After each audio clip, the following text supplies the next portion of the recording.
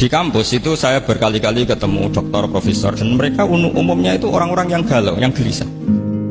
Dan lucunya itu mereka memposisikan saya sebagai penasihat.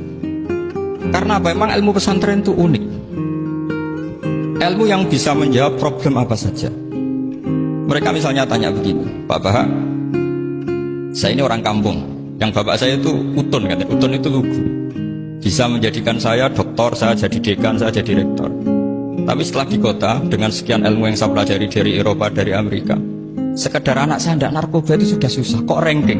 Nggak dengar anak saya ditangkap BNN itu sudah seneng saya. Artinya apa? Dia sadar ternyata kearifan lokal yang dididik para kiai menjadikan anak-anaknya jadi profesor, jadi dokter.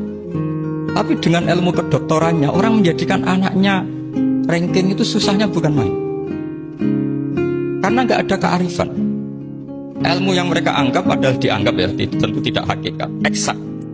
Eksak saja sebetulnya tidak ada juga subjektivitas mereka. Kita bisa membuktikan ke khalayak ramai kalau kita tidak kalah.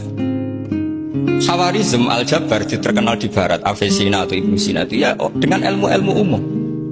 Dan mereka fasih sekali menerangkan ilmu medis, ilmu apa, fasih sekali. Sehingga ketika sekarang teknologi katanya adanya di barat, di Eropa, sebenarnya mereka itu kagum sama Islam. Karena mereka ngakui bahwa di antara ilmu itu dari Islam, zaman Khawarizm, zaman Al-Jabar, zaman Avicenna, zaman Ibnu Rus dan sebagainya.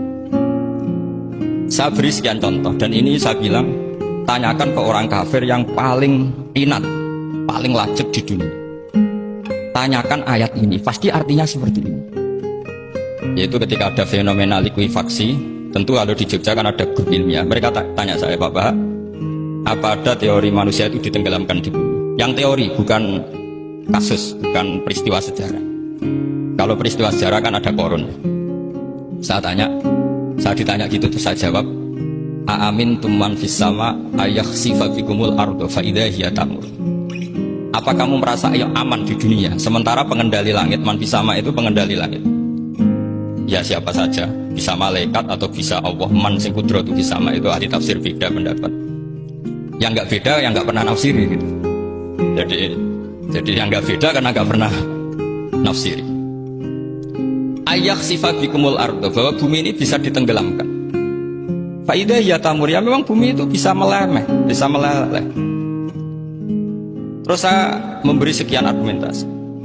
Kalau kamu katakan justifikasi ilmiah karena kadung Islam dan kadung pegangan Quran, mungkin Anda akan bilang saya ini justifikasi, nyari pembenaran secara syariah.